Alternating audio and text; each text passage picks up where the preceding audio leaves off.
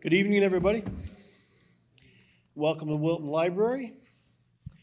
I'm Michael Bellicosa. I'm the head of adult programming here at the library, and I'm very pleased to be introducing our program this evening.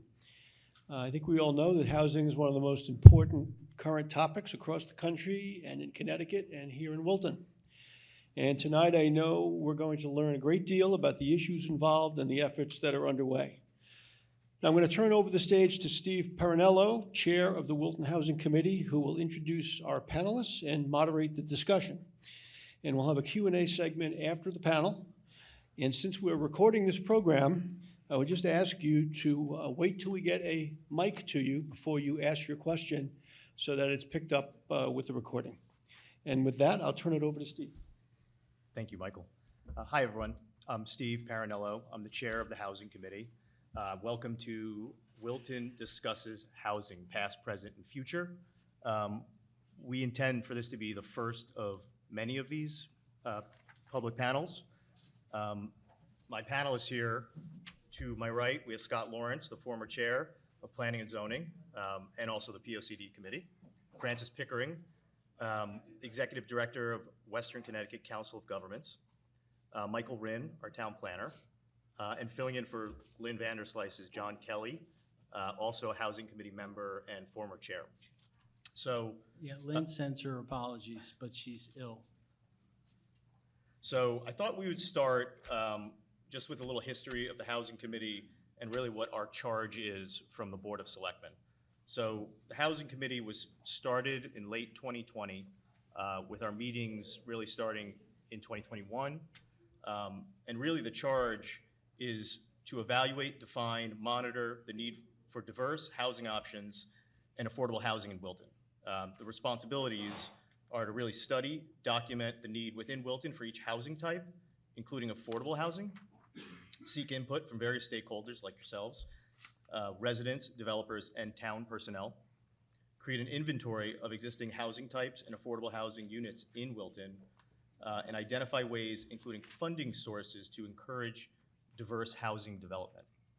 And I figured I'd spend a few moments just going through the 2019 POCD as it relates to housing.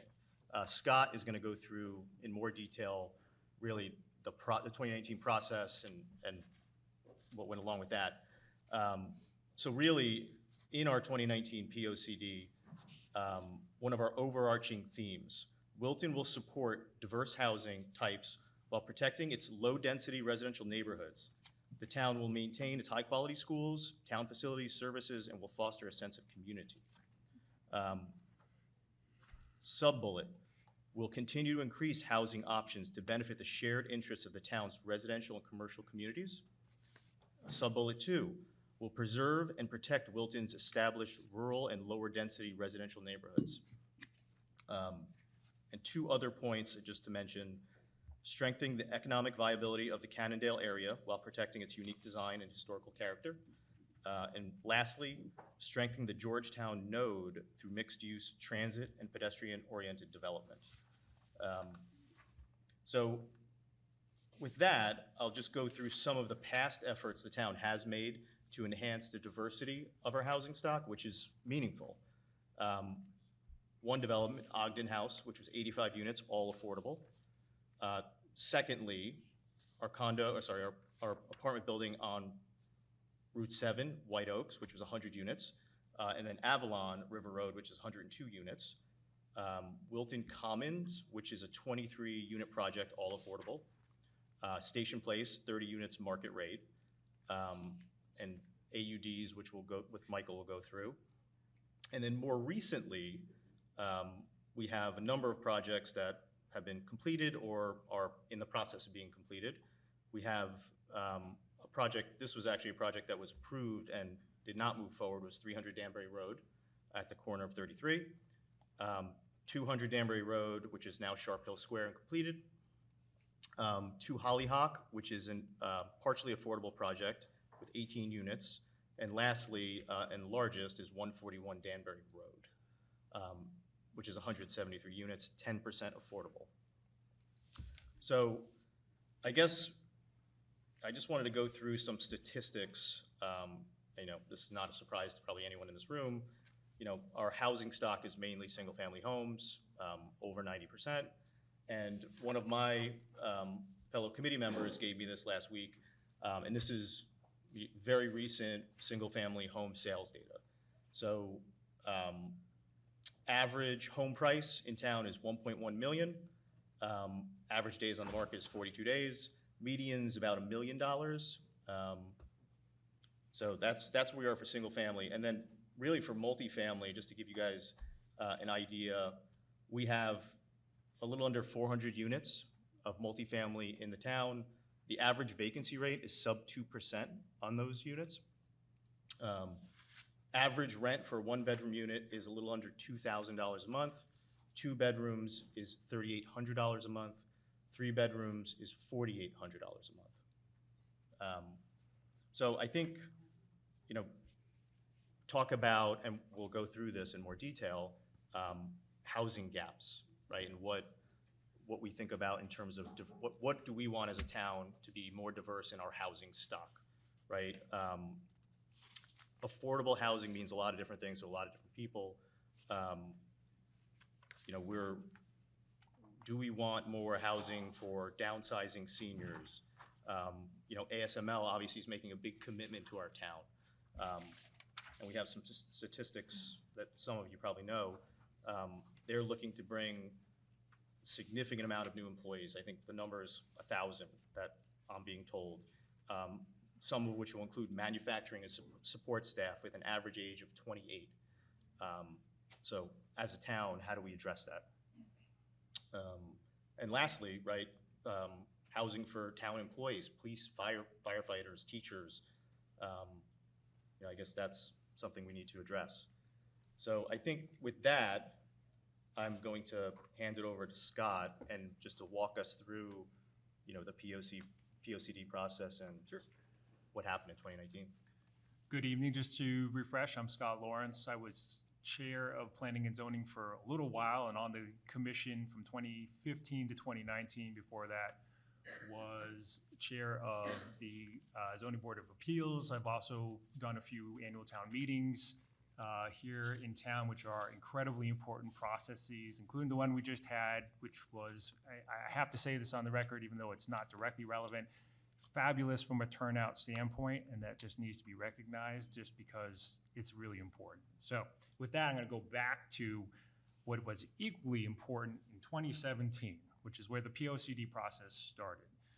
There was, leading up to the POCD process, and by the way, actually, let me back up a second. How many of you have read the POCD front to back? Oh, you're making me proud. It's a very long document. It's a very dense document, and I thank you for doing so. For those of you who are new to the concept of what a plan of conservation development is, each 10 years, now under statute, slightly modified requirements, but a town is required to sit down and discuss what are our planning aspirations and goals for the next 10 years. And why do we do that? Because when you're in the moment of a zoning application or a municipal project or trying to evaluate longer term trends, it's very hard to get the pulse of the population or a longer term view of the population when you're going application by application. So what do? By state statute, each town sits down and says and develops a document with thorough community input over a pretty extensive period of time. What are the issues facing the town? What are the trends facing the town? What does the town envision for itself for the next 10 years, and how does it want to get there? Basically, what are the goals? What are the strategies? What are the objectives? So in 2017, we started to look forward to the 2010 POCD as expiring. We decided to get cracking on it a little bit early because we knew then and there, and actually leading up to it, due to several zoning applications that revealed just how fragmented the concept and the voice for what housing was needed in Wilton was going to be. Wilton has a predominantly single-family detached dwelling housing market. We know this. It's predominantly 1 and 2 acre zoning. It is overwhelmingly disparate and spread out from Route 7 as its main route corridor, and housing options in terms of multifamily or cheap, I won't say cheaper, but less expensive, more diverse price points, more diverse structure, requirements, expenses, bedrooms, just had not been developed in bulk for quite some time. And some of the prior projects that had been put into service had been 830G projects, which we probably talk about that a little bit later, but just to sum it up quickly, those were met with some controversy, a lot of angst, some lawsuits, and the ultimate result of which is these projects were built. They are used, they are extensively used within the community. They did reveal the need for such projects, but they did not necessarily solve the question of how they should be built and where. So, the Plan of Conservation Development basically was planning and zoning, sat down with all the boards and commissions of the town, and we took an 18-month process of surveying the boards and commissions, and that includes basically every single commission you can think of. We sent surveys to 25 different commissions, stakeholders, private groups, public interest groups. We also created what's called a joint working group, and that was a monthly or bi-monthly meeting of all of the key land use groups in town. So a land use and frankly town policy boards and commissions in town. So if you can think of a main board, they were part of this joint working group. So Board of Selectmen, Board of Education, Board of Finance, WPCA, that's the Water Pollution Control Authority, deals with all the sewers. Conservation Commission, Wetland Commission, Energy Commission, Parks and Rec, Zoning Boards of Appeal, and the Economic Development Commission. And each month, we had a consultant advising us on each of several key topics. And these would be things you would think we'd want to study: demographics, housing, land use, open space, infrastructure, transportation, community facility, Wilton Center and villages, conservation, historical preservation, and cultural resources. By far, the most prevalent issue that faced us at that time was housing. It still is. It is a challenge in a town like Wilton that has developed as it has. And if you would like some historical context, read Bob Russell's book. If you'd like a somewhat shorter synopsis, read the first couple chapters of the Plan of Conservation and Development. Wilton developed organically. It really didn't have a metropolitan center. It was an offshoot of Norwalk until 1802. It was essentially an outcrop of other municipalities. And so that remained true until the 1950s, when the suburban boom started to happen. The suburban boom in Wilton really kicked off in the 80s and 90s, when another 40% was added to the housing stock, and in the vast majority of the houses probably most people in this room live in were built. So, what does that leave? Well, the housing topic, as studied by the Plan of Conservation and Development, we surveyed the town, we surveyed the boards and commissions, we did a statistically significant telephone survey of the entire town, and a couple trends became immediately clear that are probably obvious to you all in this room and those of you listening. We need more housing. We need more types, we need more price points, we need more different designs. The exact nature of what should be built was not what the POCD was designed to accomplish, because it's a snapshot. We're looking at it from the community vantage point. 2017, we basically developed it until 2019, and we created a snapshot of where the community's thought process and viewpoints were then. As we all know, a lot has happened since then. A lot of those trends that will probably be discussed throughout this evening exacerbated the issues that were spotted in the 2019 POCD. Rents are higher, housing costs are higher, interest rates are higher. So all of the pressure points driving a need for more housing, more different types of housing, have grown. So when people refer back to the Plan of Conservation and Development, they're trying to ground the origin of a housing committee in that document, because that was actually one of the core recommendations of the Plan of Conservation and Development, was to create a housing committee, because it is such an important topic. It deserves its own committee to be studied, to advance policies, to talk to zoning, to understand the markets. And so while I have not been involved in planning and zoning for almost 4 years now, the issues are the same or stronger, or probably more important than they've ever been. And so if you have not had a chance to look at the plan of conservation development, it can give a lot of grounding of facts of where Wilton was, where Wilton thought it should be in 2019, and how that plays out today, and why we're here today discussing what is, in my view, the most important topic we have in town. So with that, I'll hand it over to Francis, who can talk Yeah. about all kinds of things. Yeah, so, I mean, Francis, why don't you walk us through, what WestCog has been doing, in conjunction with Wilton, related to the regional plan? Let me first explain who I am and what WestCog is. So That'd be great, yeah. the Western Connecticut Council of Governments is one of 9 regional councils of governments established under state law, and we serve as a forum and a venue for addressing issues of intermunicipal concern. We serve 18 municipalities, including Stamford, Norwalk, and Danbury, from Greenwich to Westport and north to New Milford and Newtown, and the board I answer to comprises all of the mayors and first selectmen. So we are here to do what the towns ask of us. Housing has been a large concern in this region, primarily due to its proximity to New York City. We are in a different real estate market than the rest of the state, and because of that, we have historically faced higher prices and often a lack of understanding from policymakers in Hartford, who tend to view this region sometimes as renegade for being expensive, but it's just a fact of proximity. Housing markets are regional. When people move somewhere for a job or for lifestyle, they don't generally pick a community first. They pick a region, and then they drill down to where the schools are good, where there are amenities they like, maybe transportation hubs, and where they can find a house in their price range.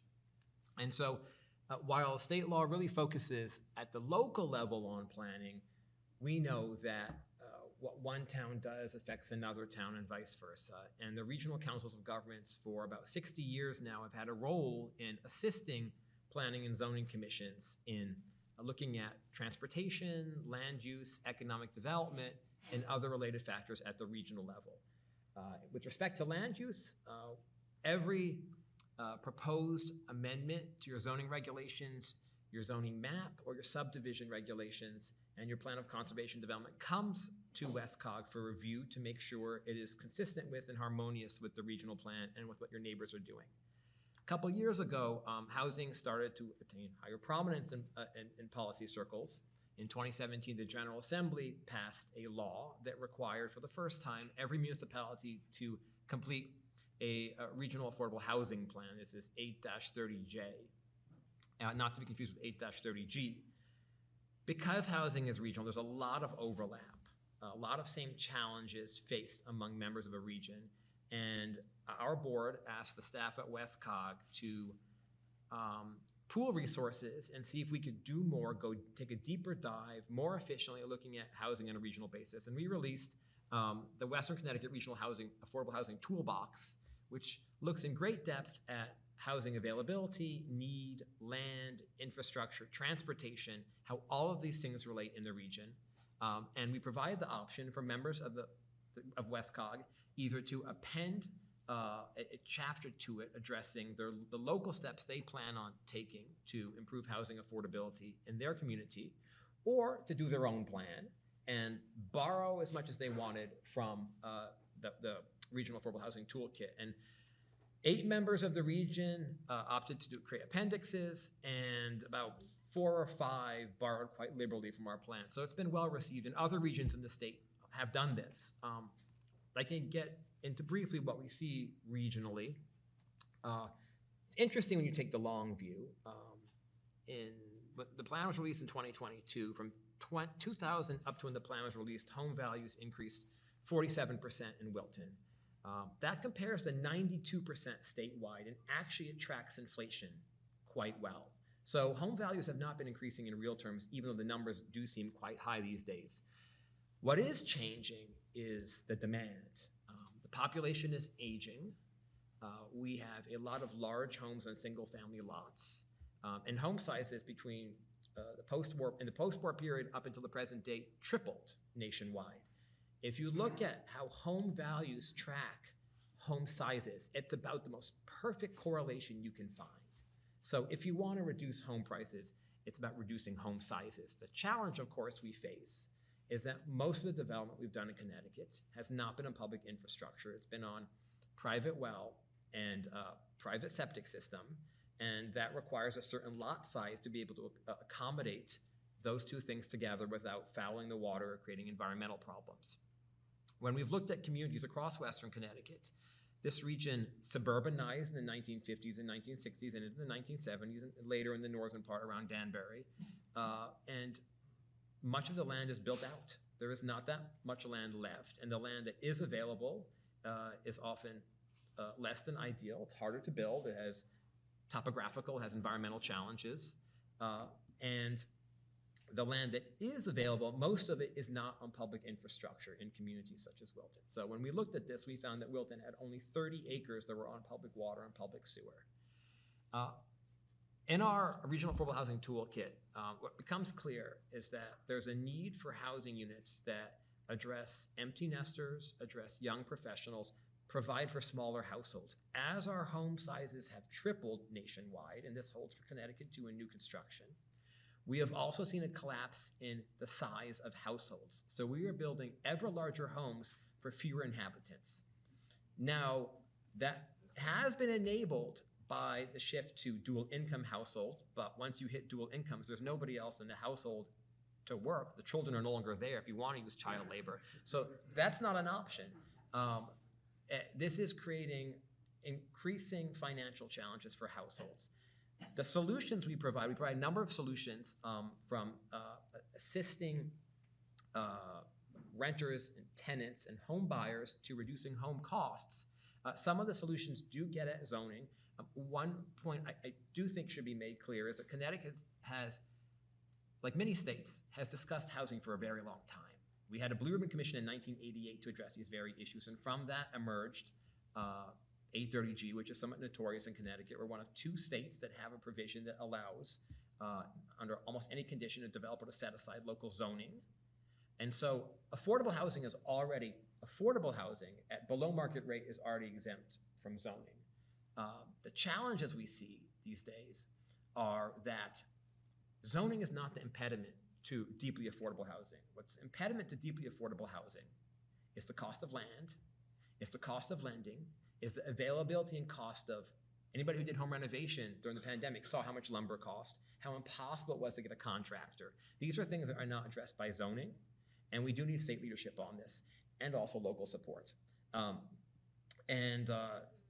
The other thing we're seeing is there's a need for more market rate units that are smaller. And as I said before, those are hard to accommodate when your land is built out, you have environmental floors you can't go below on lot sizes.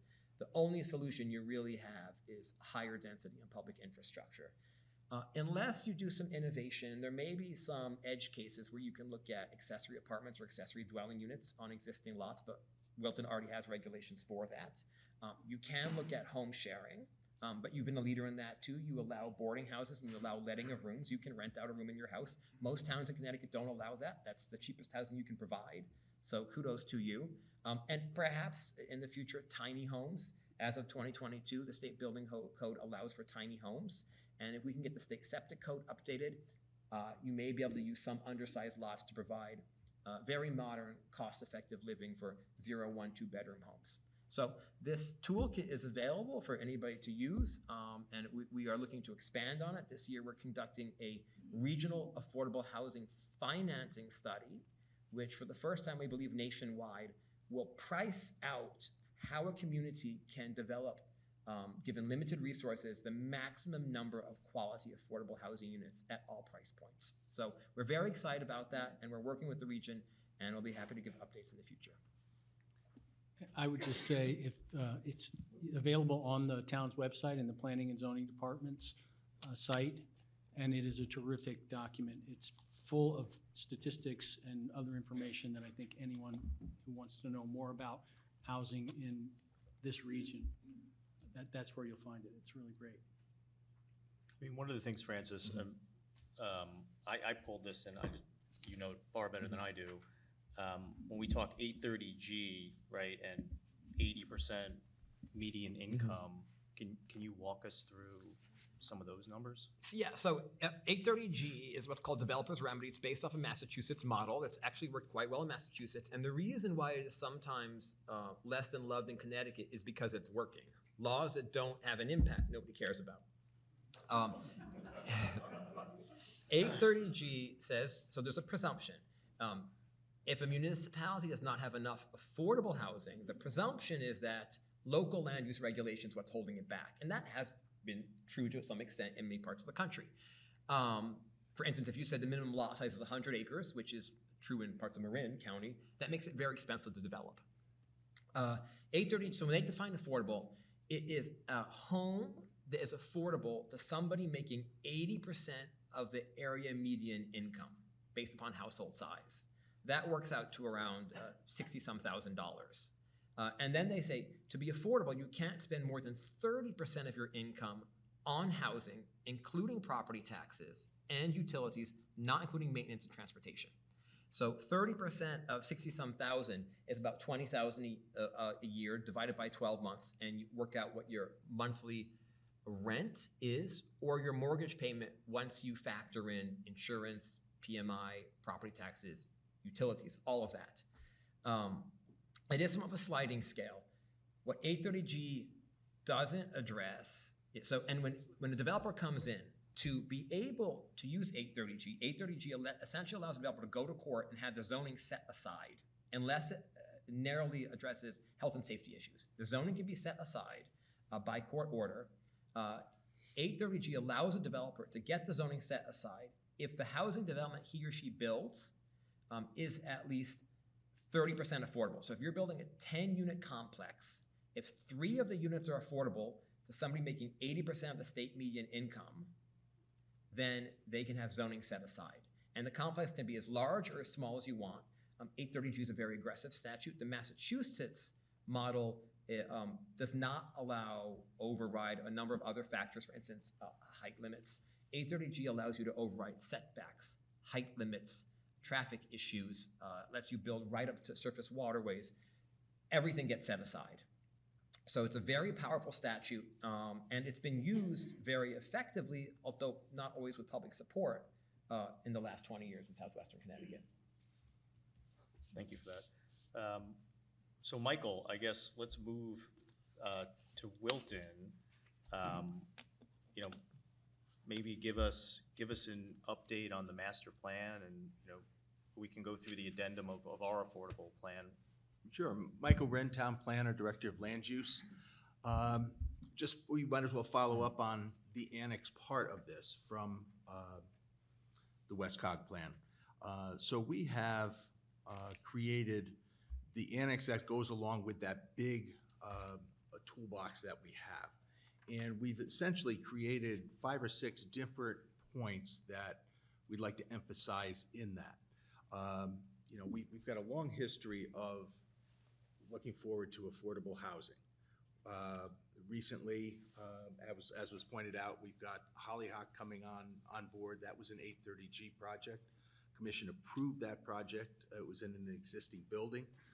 So it made perfect sense that if we could have a high density development in there and get 6 of those units as affordable, it made perfect sense. So that's coming online too. We've got 141 Danbury Road, a lot of units. But those should be coming online starting in the fall, probably November, December, and we've got affordable units coming in there. The commission had previously created a couple of zones that allow affordable housing, strictly set-aside zones. We mentioned the congregate housing for seniors, Wilton Commons. So they have a long history of supporting different types of housing. But the recommendations that we're looking for in this annex in the plan are very simple. We're looking at different types of units, smaller scale, lower cost, maybe multifamily. We're looking for, obviously, a diversified housing stock. And it does go back to what we have for infrastructure and where we're limited on infrastructure. Clearly, you need sewer and water, and if we're looking at higher density, all of a sudden, you're not looking at the typical septic system for a 2-family house, even if it's a large house. So those higher density projects are going to be on the main line, which makes sense. How do we do that? We can look at changing the zoning regulations to allow it, increased density in Wilton Center, Danbury Road where we have that infrastructure available. That makes perfect sense. Ongoing educational programs for commissioners, community forums like this that the public can get a better education and see what we're talking about when we're looking at affordable housing. Not necessarily affordable in the sense of a set aside where you've got a 40-year time frame on it, but just a lower priced housing unit. And we see that as something as being very important.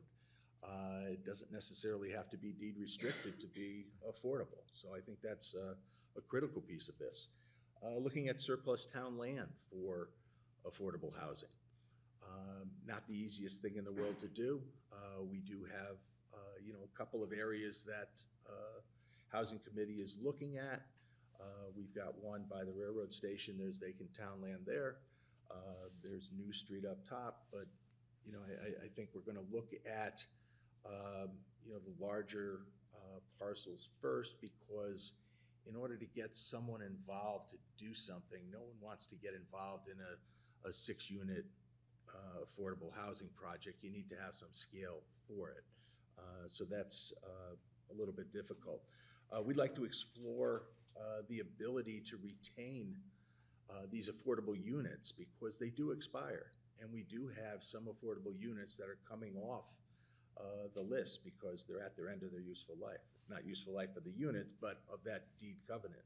So we have to deal with that. And if there was a way that somehow we can keep those units in the mix, that's all the better, because when they come off the list, well, it makes it more difficult, because then we have to go back in and create another unit in order to make up for that, trying to keep our 10%. It's difficult. We're at this 830G chases us around. We're at 3.5, somewhere in there, percent affordable. The 10% is the goal. Well, if we think about how we try to reach that number, it's going to be very, very difficult. That's another close to 500 units that we need of affordable. So if you multiply that out and say you're going to do 10% in a project, well, that's thousands and thousands, 4,000 units that would have to be built if you're at 10%. So that's going to be a very difficult number, and that's the challenge that we have when we're going through that. We have a couple of 830G issues now, and I won't talk about those because the commission is in the middle of dealing with those, and so that goes away. We're going to put those aside for now, for tonight. Other types of housing, ADUs. I think they're a unique structure that does allow different type of housing. We don't require them to be deed restricted at all. Michael, just quickly, ADU is accessory dwelling unit? Yeah, Just for anyone who didn't know the acronym. Yeah, I'm sorry. They are allowed, on a conforming property. The zoning commission here has allowed them for quite a while. So we allow both attached units, detached units, and they seem to be doing pretty well. They're affordable in the sense of they're going to be a much smaller unit. We have a limit on those. It's 750 square feet for the unit, or 25% of your dwelling. So if you have a very large dwelling, it can be larger than that 750 square feet.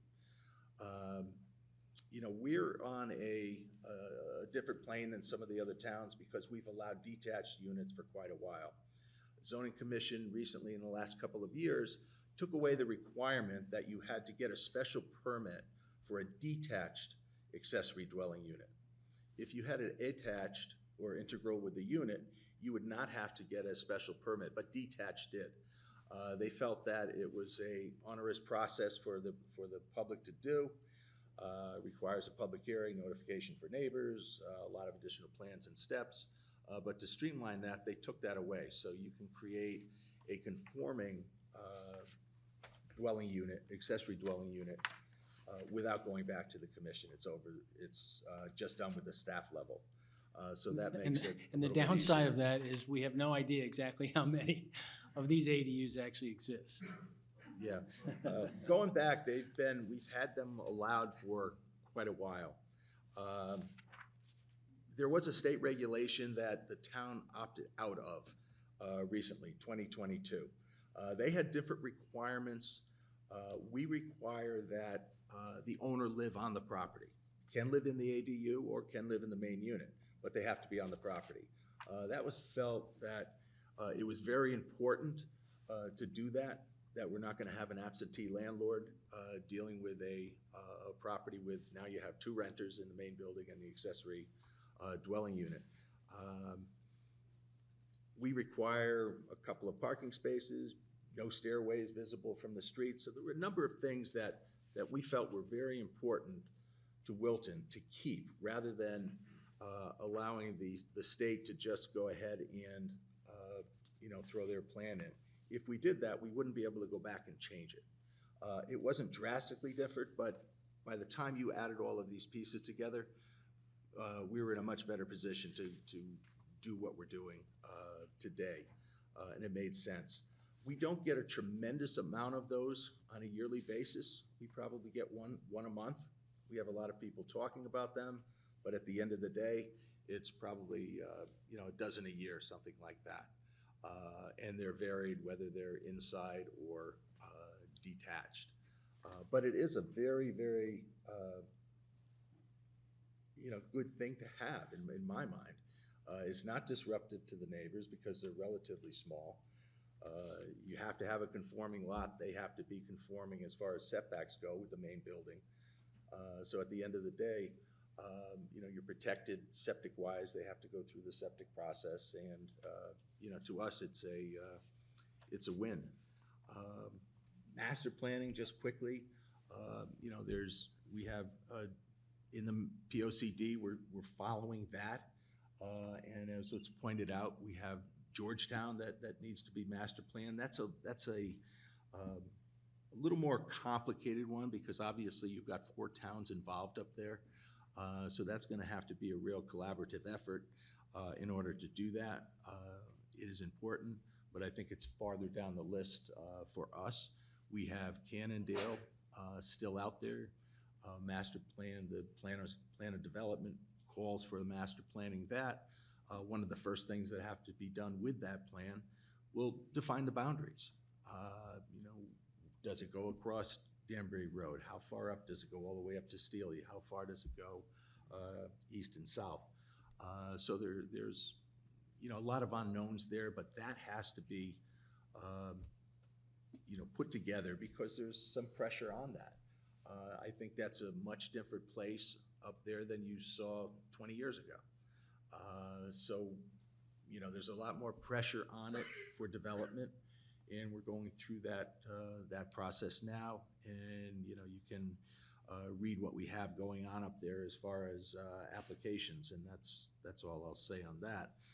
Wilton Center master plan, going back to housing, the idea is that trying to loosen up what we allow down there as far as housing goes. They'd like to see increased density, but it's basically going to be on a form-based. You're not going to get that strict, go ahead and do 56 units to the acre. It's really going to be, here's the type of structure we'd like to have, and if you can create that form, then go ahead and occupy that building with X number of units. That's fine. We have the railroad parcel. By that I mean we've got the town piece there, we've got the large office building, and we have the railroad. That is ripe for transit-oriented development. So in the master plan, the latest iteration is that entire DE5 zone will be expanded into that area to allow high-density retail. Not retail, but residential, I'm sorry, multifamily. We take the train station. We can reduce the number of cars. Train station is right there. It's set in a hole. I think that becomes a very, very good location for that. Other projects that we have in there, obviously, we've got some projects that are ongoing with the zoning commission downtown now. We're dealing with Kimco and their desires down there. So there is a lot happening there. The zoning commission or the subcommittee of the master plan group, is turning this back over to the consultant to finalize the details so we can go out to a public hearing. So we're getting close on that. I think, Michael, just following up on that, I guess not going through any specific project or, projects that may be before P&Z now, what does, early inquiries from, the development community look like now? How does that compare to a year ago? I think it's, believe it or not, it's probably stronger. Now, we've got a lot of people knocking on the doors to see what they can do with various projects. Whether they're going to go through with those, I think the market's going to have a big impact on that, whether it's interest rates, or, as you say, cost of construction. So we'll see where they go. But there is a lot of interest up and down, specifically on Danbury Road. Got it. Thank you. One other data point I thought was interesting that the Housing Committee had put together was, when we're talking about multifamily development, how does that affect our schools? And, how many students may that add? So this is a Rutgers University study, and it's estimating the number of public school-age children per Connecticut rental unit. For one-bedroom unit, it increased your school age or your number of students 0.04. Two-bedroom 0.27. Three-bedroom 1.4. So I think that's one of the data points. People they'll look at. What if we build a 200-unit apartment building? Like, how many school-age kids are we going to add? And I think it's actually a lot less when you look at the numbers. I guess in 2019, the town of Fairfield, 250 students living in the town, 1,690 multifamily units, or 0.15 was the statistic on that. So I think it's just an interesting data point for us to think about. No, it's true. You do not see that great number of children there. I think a lot of times you will see a young couple will have children, but by the time they get to school age, they want to get them out of there. And hopefully they're ripe for, a single family house somewhere or something a little bit bigger. Mm-hmm. Yep. So I think with that, So I just wanted to reiterate something that we had previously stated in advance of this session. The goal this evening was primarily informational.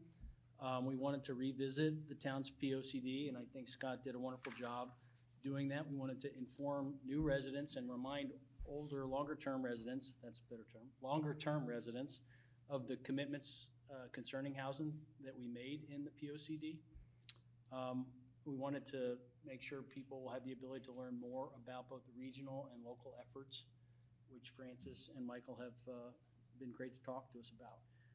What we're not able to do this evening is to address in any way, as Michael suggested, any proposal that's currently seeking approvals from any local government body, or speak to the specifics of any proposal to develop the town-owned property, primarily because we don't actually have anything very specific to discuss at this time. And we really are hoping to hold some future workshops or other community gatherings where we can start to collect information from people as we put out ideas. So with that, I think we are willing to take questions, but I would ask that you wait for the mic to get to you. So this is being taped for posterity.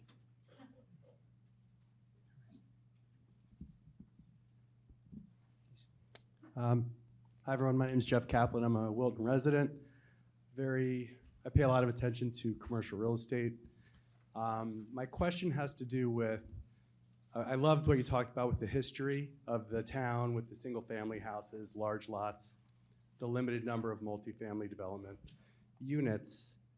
Talk a little bit about what's happening now in the market with the offices and the revaluations that are going on, because it's my understanding, and I could be wrong, that a lot of these Class A, Class B multifamily, not multifamily, office properties are now declining in occupancy, largely vacant in some cases. And my question is, how does that affect our taxes and our mill rate, and how do we replace that revenue generation for our town? So right off the bat, I would just say that that question will really require the assessor's office to weigh in. But we probably do have some people who can speak to that issue. I'm gonna take a crack at that one.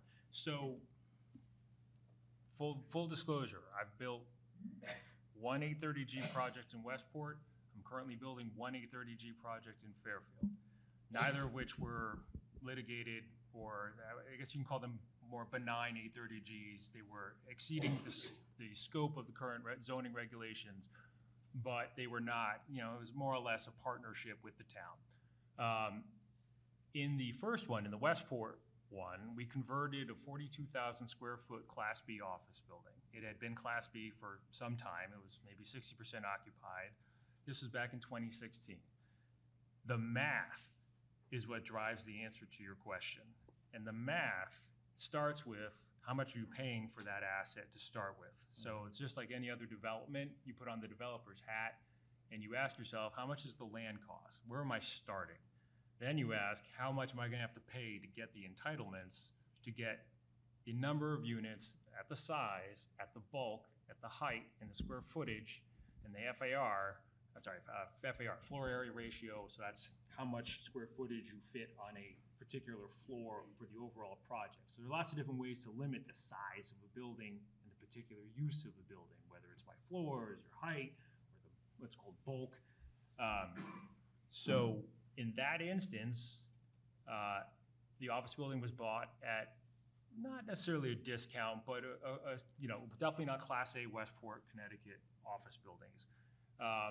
And the math worked to convert some of it because office buildings were not built to be apartments.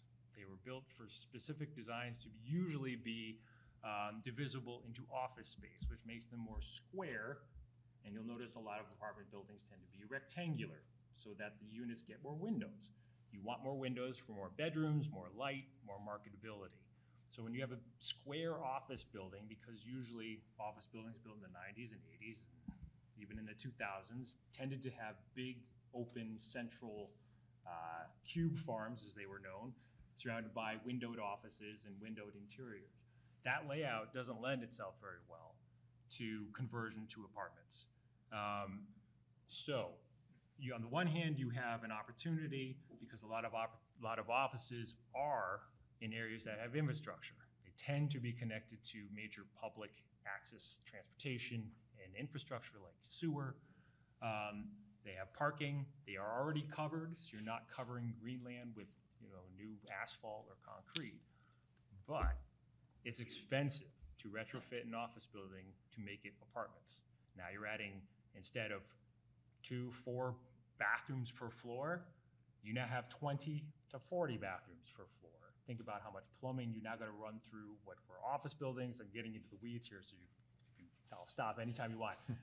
You now have to run a bunch of plumbing and air conditioning, HVAC. You have fire egress considerations. You have fireproofing. You have seismic considerations. You have wind shear, hurricane considerations that all apply in the residential context that don't apply in the commercial office building context. You're building a much more detailed project. So to get back to your original point, the answer is, I think some of them will convert a lot more easily than others. Do I see a mass conversion on the horizon? No, I don't. The last piece, and I'm sorry because I know there's lots of good questions waiting in here. The tax base right now, because of the vacancies that are happening in the office market here, the residents are going to be hit with either higher mill rates, perhaps, or higher taxes in some form because of the declining tax base of the tax payments from the office market owners. So how would multifamily help that issue? So that the trade-off is how much are you consuming in services and revenue and expenses of the town versus what are you generating? I would say in our example, the town was receiving significantly more tax revenue from the increase in value from the apartment building than they were receiving from the Class B office space. That probably wasn't true 10 years beforehand, when the office space was much more valuable. That may not become true for certain higher quality assets. And then you start getting into the math about how many students and how many services, or sort of an estimate of the cost of services of one versus the other. So you may get more from a brand new Class A residential office, converted residential building than you would have gotten from a Class B disused office building to start with. So it's never quite as straightforward as that easy trade-off from one to the other. That's just my experience. I mean, And it won't happen overnight. Yeah, right? not- I mean, just as evidenced by 141 Danbury Road, that's gonna be 3 years to build that building. So you won't see the value of that building when it's fully leased in the Right grand away. list Yeah. for a while yet. But we are fortunate in that if you look at what ASML did, they went over to 20 Westport Road and purchased that vacant building. We've got more interest in medical along Danbury Road, so that's a positive. We've got somebody looking at 88 Danbury Road, which is basically an underutilized building. So they want to fill that up with doctors, and we look at 50, we look at 60. So I think on some of those buildings, you're going to find that they're easily, filled with medical. And, so then we get away from having a totally vacant building. There are a couple of buildings that, 187, that's pretty much vacant, and a few others. But to Scott's point, New York Times a few weeks ago had a great article about how you went about retrofitting an office building. And it's very, very interesting, but it goes right to his point of how difficult it is and how expensive it is. I mean, as an aside, I'm my day job, I'm in commercial real estate nationally. And this is a hot topic everyone's talking about. If you look nationally, it's less than 20% of office stock is convertible, right? And some of it is, to Scott's point, is monetary, like how much are you going to pay for these buildings? How cheap can you get them? But there are all sorts of other issues, that he laid out of retrofitting office buildings. Like, I think more likely scenarios is you'll see certain office buildings scraped, and you'll see new multi built in their place. It's always, just by point of reference, it's almost always, with the exception of like being smack in the middle of a municipality that will not change zoning, it's always easier to start from a bare piece of land, always. There are so many complications you eliminate by starting with a bare piece of land versus starting with another structure in place.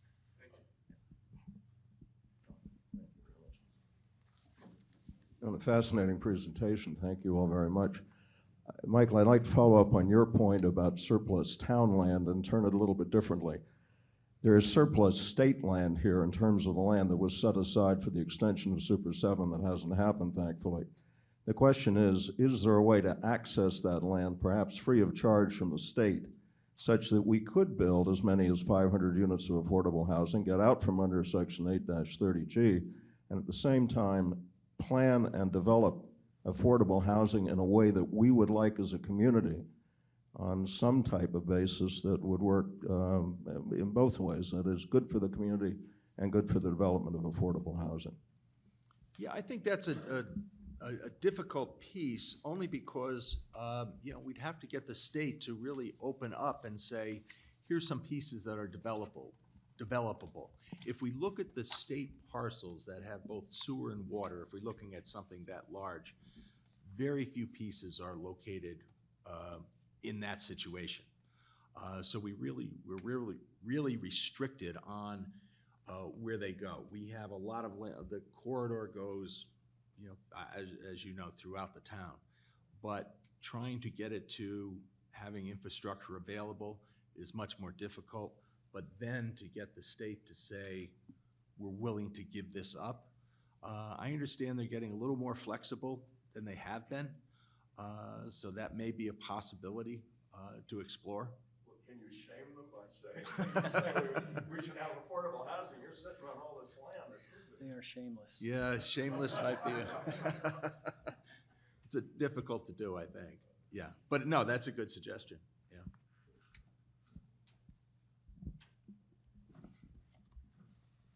you for a very informative evening. I've only lived here since 2017, and I live on River Road and Village Walk, which is a condo complex, an older one. And I'm very interested in following what's happening downtown.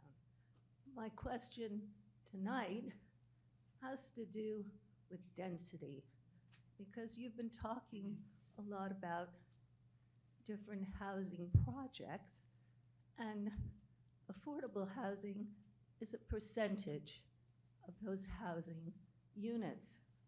We already have a tremendous traffic issue on Route 7. We're having ASML build and add employees. That's all going to add to traffic.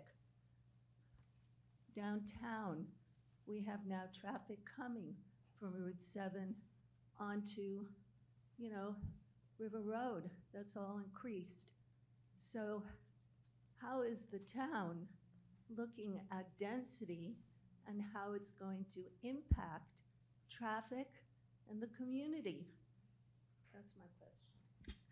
Well, I'll take that. Yeah, it's a fine balance. There's no question. If we look at what's allowed in Wilton Center now, it's basically 5 acres per unit, five units per acre. So it's really no density at all downtown. So trying to increase that, I think it's important. You cannot, and we do not want to get into non-sewered areas. We're not going to go ahead and change, a 2-family zone or a single-family zone, a 2-acre zone into multifamily at this point. It just doesn't make sense. So you're going to put those higher density units where you have the utilities. It is a balance, as I said, with traffic. Danbury Road, our commission is of the mind that we can't let that stop development. If you're going to let Danbury Road, where people go from Norwalk north and back again at night to determine what happens with Wilton, that's a very difficult decision. So they're trying to do their best to minimize curb cuts, to allow that traffic to utilize that main road. How do you keep them from, possibly going into Wilton Center?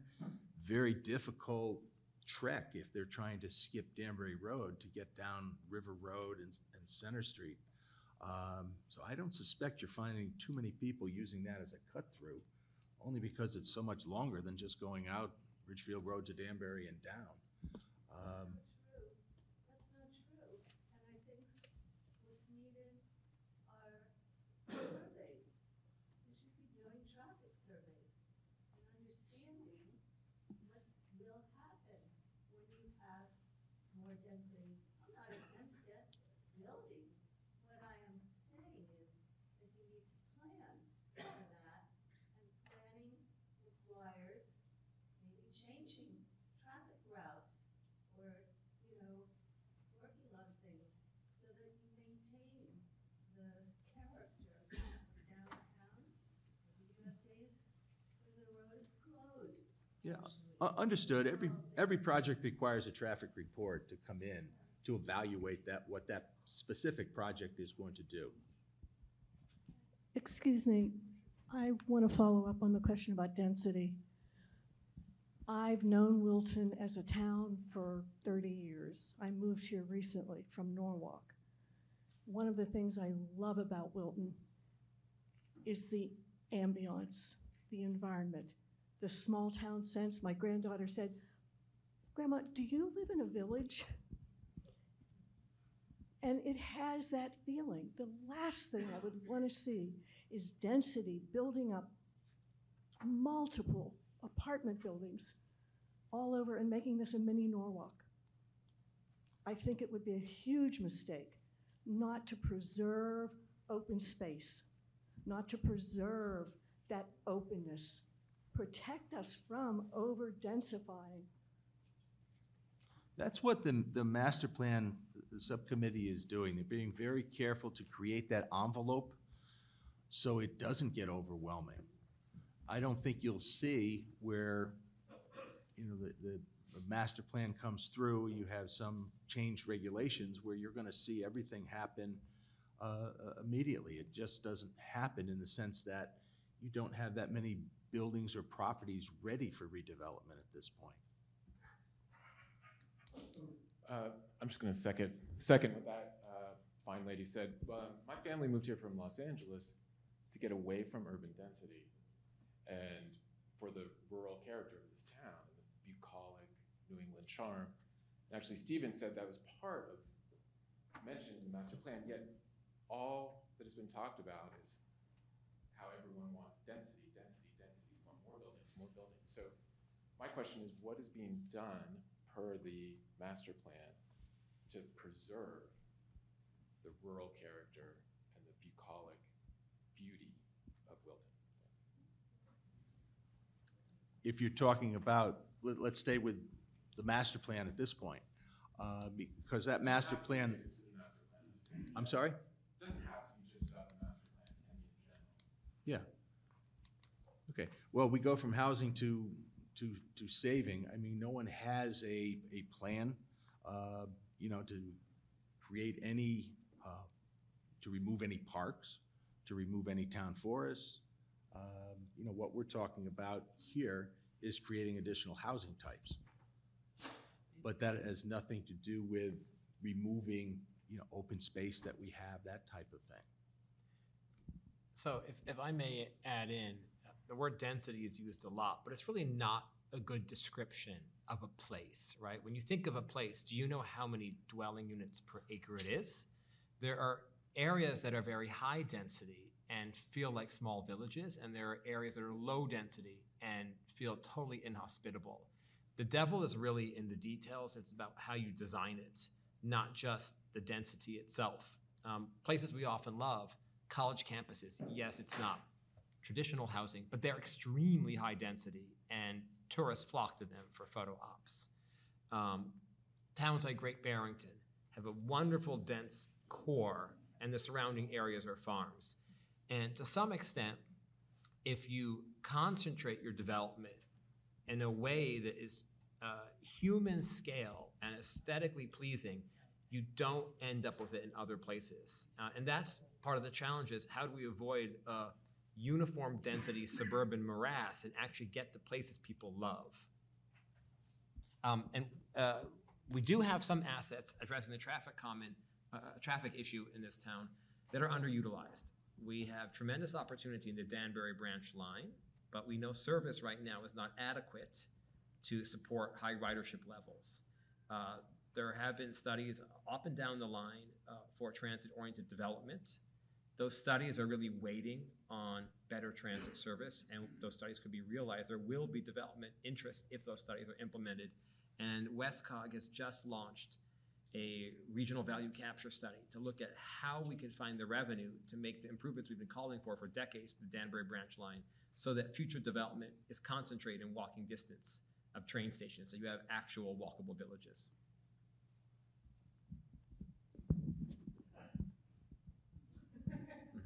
Getting harder every year. Anyway, to add on to my fellow Wiltonites here, your example, today I had the pleasure of going to Wrinn's End, and then I attempted to get out, which is a fool's errand in itself. And I'm wondering, right up the road, you have Melissa and Doug, we're only here a while, Melissa and Doug's new development over there, which I don't know how they're gonna get in now. And right above it is where 33 splits, Route 7 splits, another big intersection. Did anybody think about that, or are you gonna put a traffic light there? They will never get in and out unless you're going in the right direction. Yeah, there's a lot of thought into that, involved the state traffic commission. They would not warrant a light at that location, but they felt that this was an acceptable level of traffic as it's residential and it distributes its traffic throughout the day. It's not an office building where everybody comes in at 8 o'clock in the morning, between 8 and 8:30. When you look at the distribution patterns for residential, it's extended over in a very long time frame. So that peak hour is not just between 8 and 8:30, but it's distributed between 7 and 9, which helps. you may have some problems getting out of there, and they're going to figure that out as far as how they're going to get to work, how they're going to get to market, whatever. I'm going to address River Road for this lady here too. I was thinking on River Road, they could have those bumps that you go over. So people would not want to go through take a shortcut, and there's a lot of people crosswalking. It's very, very dangerous. Yeah. And I know in Westport, what they did was they had like a moratorium on if you had someone living at your home in an apartment, and they gave them a chance to come through without permits and look at it. And then later on, they would cut it off. So maybe we have a lot more apartments here than we don't know about. So that could be something to look into. And I think Danbury Road is like a highway. And I think that Melissa and Doug property is gonna be a total disaster. I don't think, I know. Okay, I'm in real estate. And I know that is gonna be a big, big problem. And I don't know what kind of studies were done, but it needs a light. If anything, it needs a light. If you could go in another direction, that would be even better. But traffic around here is insane. It's not a village anymore. It's everybody racing around, and in that river road, people are crossing constantly, and they're gonna get hit. So I think bumps should definitely be put in. Thank you. Oops. Hi, Kim Healy. I'm actually one of the Board of Selectmen. So if anyone in the room has not signed up for her newsletter, I highly recommend you do. One of the things that I would like to ask is about some of the state regulations. You had mentioned 830G. As you know, it's been around for, I think, 35 years. There have been attempts to amend it. You know, who determined that 10% is the right number? Maybe it needs to be lower, maybe it needs to be higher. Why is a 40-year deed restriction the magic number? As you mentioned, you know, those are gonna start coming offline. What do we do with them? What do other places do with them? But I think what hasn't been addressed here is how there are many bills running through the legislature this session, one of which, called Fair Share, could be pretty significant to adding density to our town. So, you know, I'd like to have you guys explain to the people in the room about that one, as well as the TOD. You mentioned, you know, we don't really have a transit community for daily living. You know, we really do have a community where you would need a car to, say, get to your main services. So I think it's important that the people of Wilton understand what could potentially happen to our town if these laws get passed. Thanks. Okay, well, I'm happy, or I'm able to answer that question, I'll say. So Fair Share's House Bill 6633 is the third time in one form or another it's been before the General Assembly, and it's ostensibly based on the New Jersey model. So as I mentioned before, we have 830G, which is the Massachusetts model, which says if you don't have 10% affordable housing, a developer can go to court to have your zoning set aside for that specific project. New Jersey does not have 830G. New Jersey has Fair Share. And Fair Share, instead of being developer and market driven, it calculates a fair share goal, the number of affordable housing units at various numbers of bedrooms, price levels, deed and age restrictions in every community. It's not based upon housing markets. So for instance, the town of Union, which has 800 some residents and has grown 3% in the last 220 years with respect to population, would have to build 71 new housing units. There's no market for it, and Union didn't have zoning for 120 years during that period. Land is cheap up there. If you fail to, the unit meeting fair share targets is not based on rezoning. It applies to towns such as Bethlehem and Eastwood that don't have zoning. It's based on the issuance of certificates of occupancy. So when a building inspector signs off that a unit is habitable, that means you don't meet your goals until the units are built, which is far beyond municipal control. We have municipalities that permit units and developers don't build them because they lose interest, there's no buyer demand, a recession strikes, many things happen. If you do not build the fair share units within 10 years, and there are shorter intermediate deadlines too, you can be taken to court and sued. All of your zoning for residential can be set aside with default zoning of 20 units per acre, no other restrictions anywhere on public water and sewer, all public water and sewer, maximum densities wherever public health and environmental regulations allow. And furthermore, you can be ordered by the court at public expense to build the housing that the market did not build. So it's an incredibly punitive proposal that is pretty much detached from the real estate market and presumes that municipalities are the only deciding factor whether housing gets built.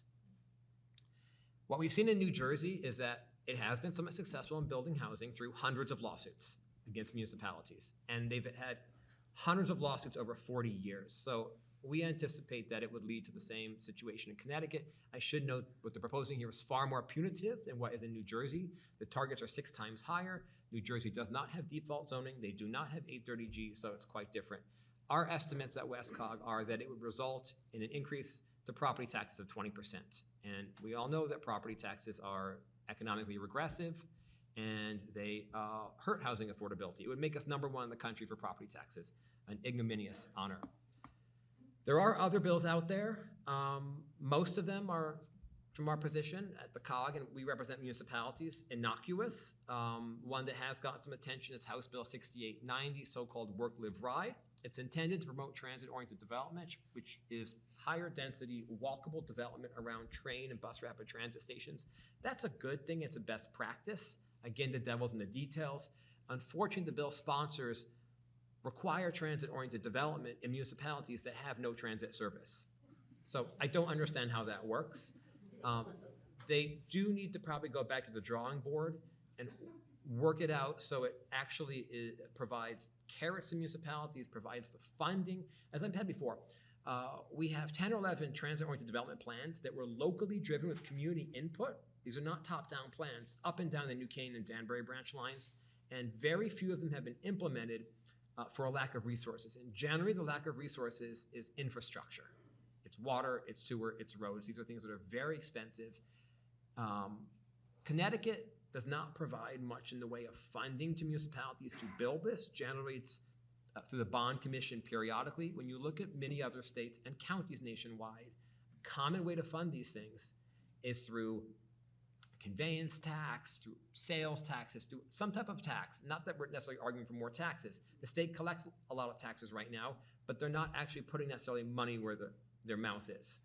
So that's the situation we're in. I could speak about the other bills. The concern right now is that because there are so many bills in play, people don't know what is going to move where. They have almost all made it out of committee.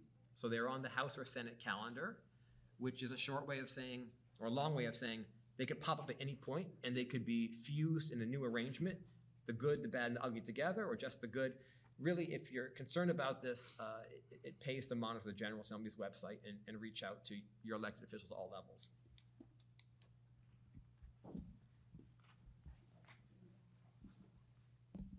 Thanks, Bob Carney. The question I have, first of all, great presentation. I'm very surprised that we didn't have a housing committee before 2020. And I think part of it is the resistance that you hear tonight to 830G, to affordable housing, to loss of single-family density. And my question is a more general one. Have we put ourselves, because of our resistance as a town, at a disadvantage as push comes to shove? Yeah. Well, just quickly from a zoning viewpoint, you know, the commission, as I said before, has done a lot for affordable zoning. So if someone comes in and says, you haven't done a thing, totally incorrect. They've created zones. They're, changing the regulations to allow some additional types of housing. I don't think you're going to find too many towns that are able to say that we haven't changed our regulations, so therefore, we're at odds with the law. Until you hit that 10%, you're stuck. Be it pick a town, if you don't hit that 10%, you're treated the same. There's no goodwill to say, well, you've done a lot. You know, you can try to show that, but at the end of the day, an 830G is going to come in and you don't have much to say about it. But there was a requirement that there be diverse housing before 830G.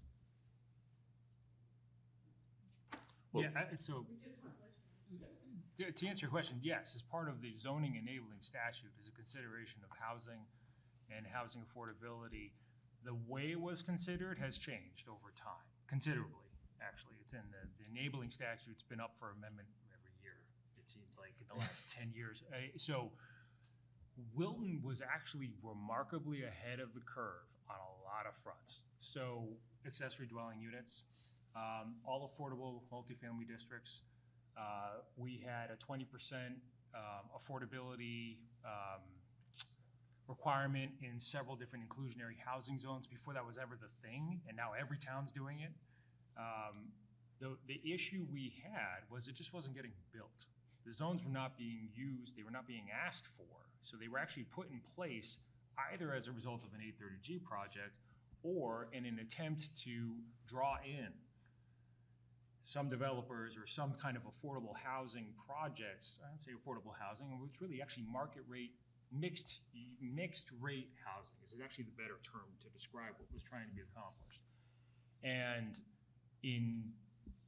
there's a host of reasons that gets, probably there are as many different reasons and opinions as there are in this room as to why they were not realized. In some instances, Wilton has a lot of wetlands, has a lot of complicated topography, has a lot of complicated ecosystems, has a difficult developable corridor in Route 7 in some respects, not in all respects, but in some respects, because there's the Newark River, which is a wonderful thing. But you have to be sensitive to that, so that's complicated. Traffic is a complicated issue. On one side, you have the retailers who are starved for traffic. They want cars, they want bodies, they want humans. There was an Economic Development Commission meeting, I think it was back in 2015. They brought in several restaurant developers, including two Wilton veterans, and it was always this question: chicken or egg? Do you have to build the restaurant to bring the people? Or do you have to build the apartments to bring the people? Then you can have the restaurants, and that chicken and egg question still befuddles us a little bit. And I will say this: Wilton got behind not because of something it did or didn't do, but just because of it has complications that other towns don't have. Westport has development ability along the I-95 corridor and the Metro North corridor and the Post Road corridor that we do not. That's true of a lot of the coastal towns. Weston doesn't have and not to besmirch Weston, they just don't have areas to do development that Wilton can do. Same with Reading, same with Georgetown. So Wilton didn't get behind the curve. Where Wilton did miss, I wouldn't say miss some opportunity, but the opportunity just focused investment in other places. There were low interest rates for the last 10 years. We're seeing some of where that led. But the truth was that led to a building boom because construction costs went down for a long time. And lending costs went down for a long time. Now we're sort of seeing that readjust. The fact that there's still interest in Wilton is a good thing. It really is. Building is not easy. Financing it is not easy. Building what you want as a town requires a lot of work and a lot of attention. So I don't think Wilton's behind the curve. I think Wilton's been ahead of the curve. I do think Wilton has to work as hard or harder than other towns to attract the investment we want. And so that's really the challenge. I would say that Wilton has been behind the curve along with other towns in this region on communicating the good work they're doing to policymakers in Hartford. Absolutely. And that's not just to pat ourselves on the back. If you actually look at the zoning codes in these areas, if you look what towns are doing with affordable housing trust funds, with housing authorities, they are really leading the state. Almost all the innovations we see in local land use regulation come from southwestern Connecticut. And that's not appreciated.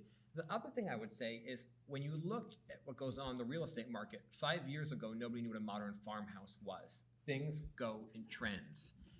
There was a multifamily housing boom that collapsed in the 1980s, and we didn't see it for a long time until the 2010s. Before the Great Recession, we had a single-family housing boom. These are nationwide. At the same time, there's a second layer of very local markets where Weston has never had to deal with 830G because nobody has come to them for that. If you look at the dynamics in the state of Connecticut, the state of Connecticut is shrinking if you cut out Fairfield County. Now, there is construction in some places, but in a lot of communities, nothing has been built for decades because there's no pressure.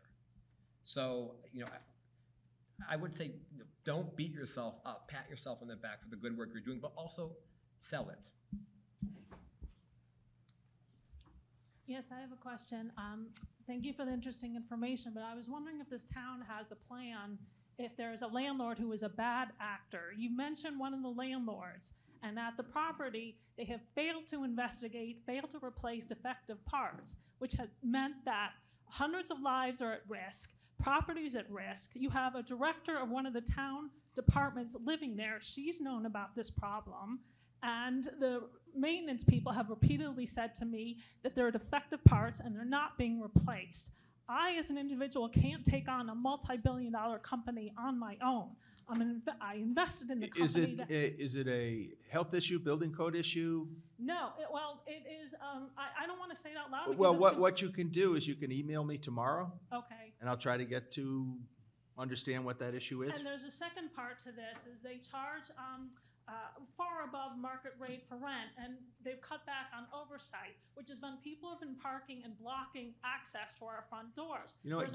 There's a man who is handicapped. If you get me offline, and we can talk about that. Okay, there has to be some kind of plan where slumlords are not allowed. I've lived in this town 54 years, and I never thought that there would be a slumlord who would be failing to protect people's lives and property. Okay, just email me tomorrow, michael.wrinn@wiltonct.org. Thank you. Hi, Ross Tartell. Like Kim, I'm on the Board of Selectmen. My question's a little different. It's really about Wilton's sense of place. And it was triggered by Francis's comment about Great Barrington. You have people centered to the town, and then nice open space and farms surrounding it. So this, I think, really goes towards Scott, because in the previous POCD, there was a major emphasis on building and acquiring open space. So Wilton has a tremendous amount of open space. Can you talk to how it's been accumulated, how it's been sort of nurtured, what sort of assets we have in place?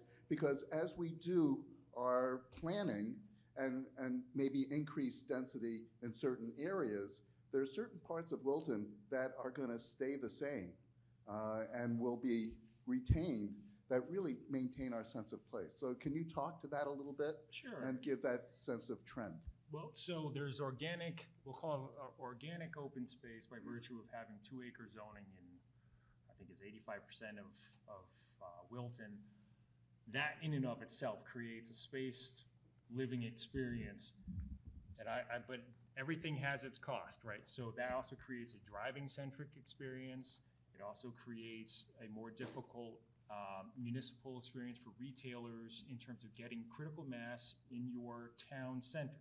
And the history of Wilton Center is very organic. It did not develop in a planned fashion in a lot of respects. The first attempt, I think, to really plan it didn't even happen until like the 90s, and 2000 was the first real master plan. So the sense of place, basically, once you get outside of Route 7, is not going to change for a host, at least in my view, for a host of reasons: logistical, financial, economical, call it what you will. I think Wilton had 23% of his land was basically either open space or protected open space. The Route 7 corridor, which is effectively open space, a lot of it's fortunately now being used by the North River Valley Trail. That will continue to be the case. I think that's also 2,000 acres approximately. And then, of course, Wilton has his multiple parks, Bradley, Town Forest. So the 2010 POCD covered that as its focus. It was really a conservation-focused document. And there's nothing wrong with that, because that was the accurate expression of the community at the time. The 2019 POCD recognized that Those things are absolutely essential to bringing people to Wilton, but you have to address all of these other factors that are facing Wilton as the state legislature and competing towns and economics make it imperative for Wilton to say, we have these things, we've got to find a space and a way to make housing options work. We've got to find it. It's just imperative as a town. And so the focus, as read by Steve, for the housing goal is basically focus your efforts where you have infrastructure, focus your efforts where you preserve the existing low-density neighborhoods where they are, and that naturally points to the Wilton Center villages, and it naturally points to the Route 7 corridor. And again, I'm gonna play devil's advocate against myself again. Not everyone wants to live on Route 7 in an apartment, right? So, in fact, a lot of us probably here do not. A lot of people who are leaving a single-family detached house like that experience, don't want shared walls, don't want necessarily people above us, below us, etc. Where there has not been in any meaningful development that I can tell has been in that's called basically middle tier housing. And it is, at least the way I think of it, best exemplified is like Perry Green. And the problem we keep butting up against is the cost of land.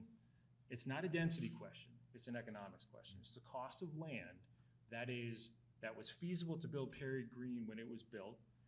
Even next step up in density would maybe be Wilton Hunt, or the Toll Brothers development on top of the hill.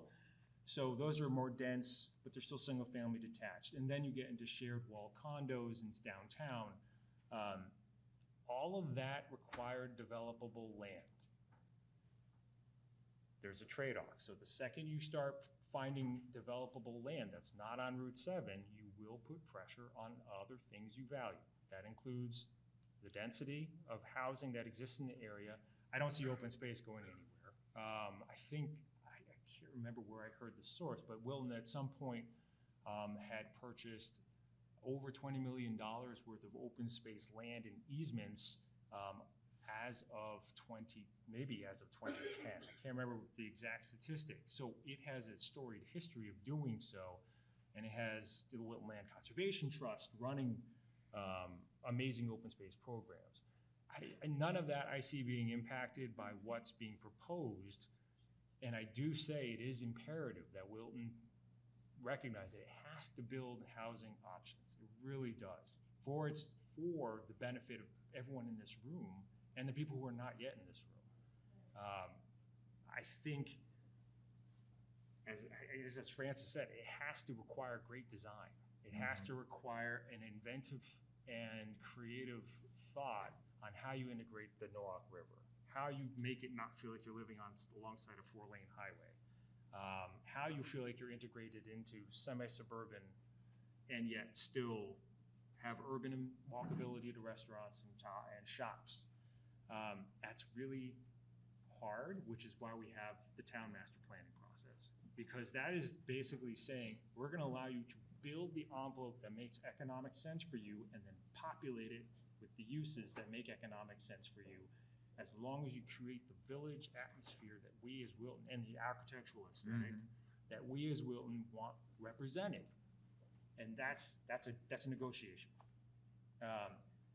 It's actually trying to create, if I'm not mistaken, every single one of the new zoning parameters being proposed by the master plan has a public space or a public civic space, something to make it feel like I'm not just gonna jam, 2 acres of housing on 2 acres and build it up and let everything else fall where it may. So the answer is, there's a long history of it. The focus, I don't think will change. I don't know what's gonna happen with the state right-of-way or anything on the policy-wise side of the state.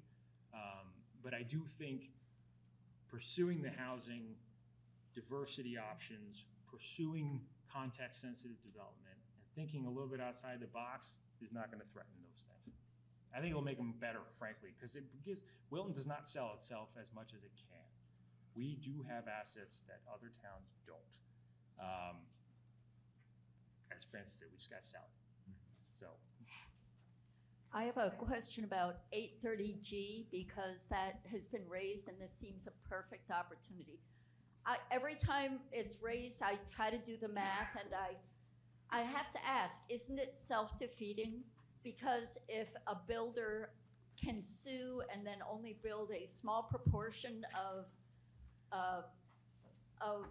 affordable units, I mean, isn't that self-defeating in that the number of units has been added to non-affordable units?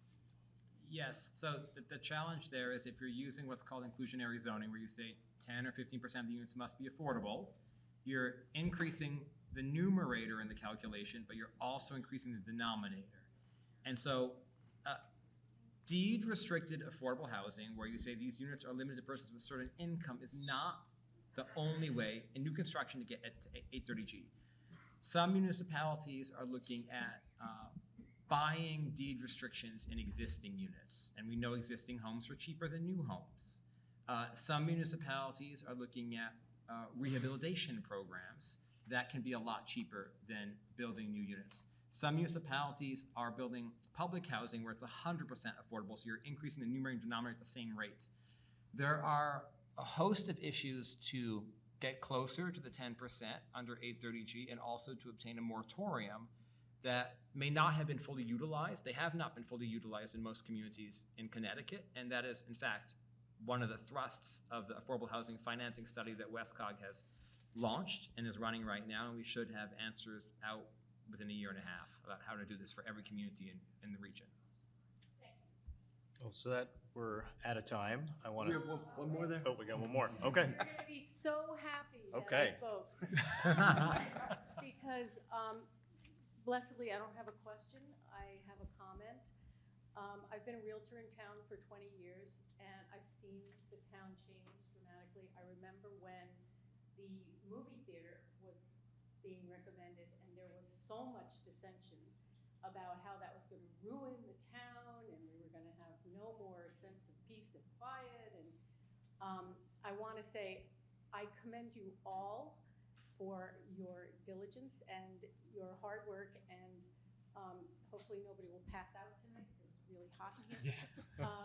But as a realtor, I hear what people say about moving into different towns, and certainly the school system is one of the drivers, but the other thing that people want, the young people, and the people who are older who don't want to leave the town, is a vibrant town center. And my opinion, though no one has asked recently, is that if you build it, they will come. And you're not going to build the restaurants and wait for the people to come. You're going to build the housing where the people will be there, and then the restaurants and the gyms and they will all be there. And that is what the young people want, in concert with all this beautiful open space that we do so well in protecting. So I am in favor of all of this. Well said. Thank you. Thank you, panelists, for joining. Thank you, Housing Committee members, for helping coordinate. And join us at our Housing Committee meetings on the second Tuesday of the month and future panels. Thanks for coming. Thank you.